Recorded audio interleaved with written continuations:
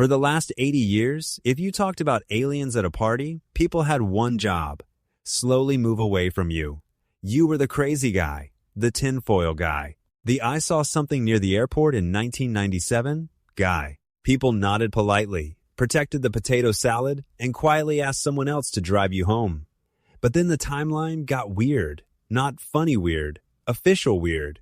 Pilots started saying things. Military people started saying things. Whistleblowers started saying things. Governments started releasing files, videos, reports, and clips with names so boring they somehow became terrifying. Because nothing makes your stomach drop faster than a government document calmly saying, "Unresolved."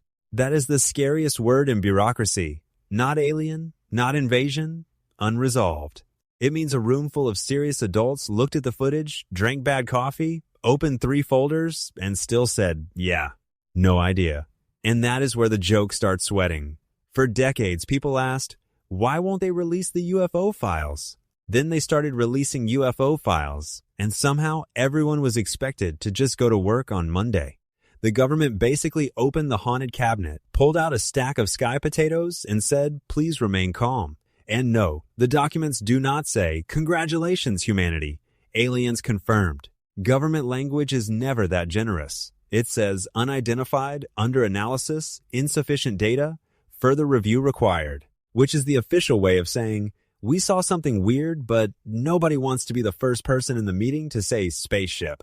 And here's the uncomfortable part. The evidence is not perfect. It is not clean. It is not one beautiful alien selfie with a timestamp and a ring light. It is messy, blurry, frustrating. Radar data, pilot testimony, sensor footage, official reports, strange movement, glowing objects, videos that look like they were recorded by a nervous microwave. But you cannot ignore all of it anymore. You can ignore one blurry video, one guy in a desert, one retired pilot with suspiciously intense eyes. But when trained observers, military systems, hearings, and released files all keep pointing at the same dark corner of the room, eventually, the dark corner becomes a character in the story. And it gets worse, because this is not new. Humans have reported strange things in the sky for thousands of years, long before satellites, airplanes, drones, or your neighbor's camera drone that made him the most annoying person within 3 blocks. Ancient people saw lights, fire in the sky, objects moving strangely, beings descending, voices from above, wheels inside wheels, chariots of fire, and messengers from heaven. Now, be careful. The Bible is not secretly a UFO instruction manual. Ezekiel was not writing, "Dear Diary, today I saw a non-human aerial vehicle with suspicious rotation mechanics." Ancient texts are spiritual, poetic, symbolic, religious, historical, and complicated.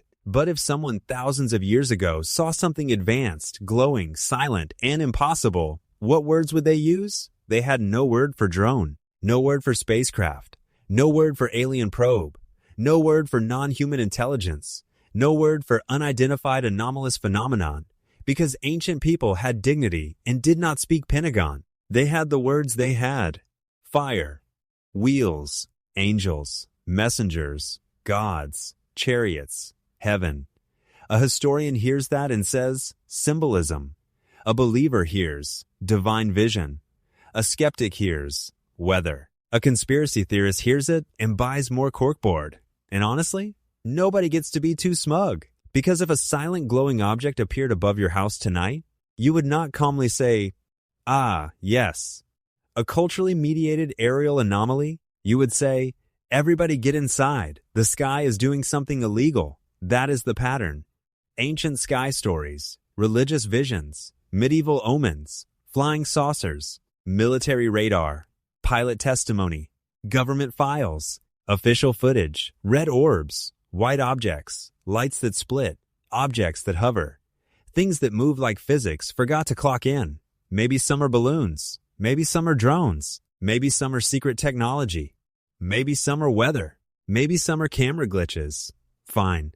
But all of them, every story, every century, every witness, every pilot, every official file, every unresolved object, every glowing thing that shows up, misbehaves, and leaves before the camera learns how to focus, at some point, the shrug gets tired. At some point, probably nothing starts looking nervous. And then comes the question nobody enjoys asking. What if they are not coming? What if they were already here? Not walking around supermarkets wearing sunglasses? Probably. Not living in your basement? Hopefully. Not replacing your math teacher. Although honestly, that would explain the eye contact. But watching, studying, testing, appearing just enough to be seen, but never enough to be understood. That would explain the strangest part of all this, their behavior. If aliens wanted to invade, they are taking their sweet time. If they wanted friendship, their communication skills are garbage. If they wanted to hide, they are doing it in the most dramatic way possible. They hover near sensitive areas. They buzz military systems. They appear to pilots. They move weirdly. They vanish. They leave no clean answer. That is not invasion. That is not diplomacy. That is cosmic lurking. And maybe that is the point. Maybe they are not here to conquer us. Maybe they are here to observe us, which, unfortunately, makes sense. Imagine being an advanced civilization watching Earth. You see us discover fire, invent language, build cities, write sacred texts, create music, land on the moon, split the atom, build the internet, and then use the internet to argue for 6 hours about whether a hot dog is a sandwich. You watch a man stand in front of an open fridge at 1:12 a.m., eating shredded cheese directly from the bag. No plate, no plan, just a tired mammal glowing blue in the refrigerator light like a raccoon with taxes. At that moment, the alien research team probably writes, "Do not make contact. Species still unstable." And honestly, fair enough.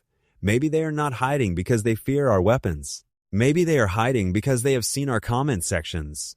Maybe Earth is not a battlefield. Maybe Earth is a wildlife documentary.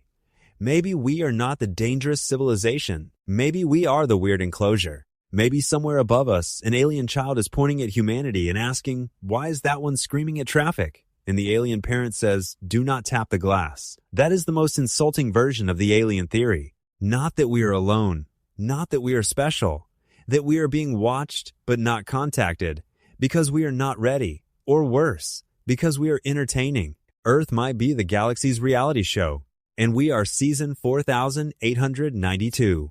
Drama, war, romance, space travel, religious mystery, political collapse, influencers, nuclear weapons, a species that invented both Beethoven and gas station sushi.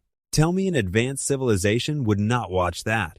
And yet, beneath the comedy, the question is serious. Why now? Why are governments talking more? Why are files appearing? Why are pilots being taken more seriously? Why does the subject feel less like a joke and more like a door slowly opening? Maybe because too much has been seen. Maybe because technology got better. Maybe because hiding the mystery became harder than admitting it exists. Maybe because something changed. Or maybe the truth is not arriving all at once. Maybe it is leaking, drop by drop, file by file, hearing by hearing, video by video. Until one day, the public looks around and realizes, wait, we already crossed the line. We just did it slowly enough that nobody screamed. That might be the real disclosure. Not a spaceship landing on the White House lawn, not a gray alien asking for the Wi-Fi password, just a long process where the impossible becomes weird, the weird becomes official, the official becomes normal, and one day your uncle says UAP at dinner and nobody drops a fork. So, are they here? I will put it this way. The files do not prove aliens. The videos do not prove aliens. The ancient stories do not prove aliens. The witnesses do not prove aliens. But together, they make laughing a lot harder. Because the old explanation, that every witness is confused, every pilot is mistaken, every radar is wrong, every ancient story is meaningless, every government file is boring, and every strange object is nothing, is starting to feel held together with duct tape and nervous laughter. Maybe they are visitors. Maybe they are probes. Maybe they are machines. Maybe they are not biological at all. Maybe they came long ago. Maybe they never left. Maybe they are watching from orbit. Maybe they are not aliens in the way we imagine. Maybe the universe is much stranger than our little movie version of it. And maybe that is why the stories change, but never disappear.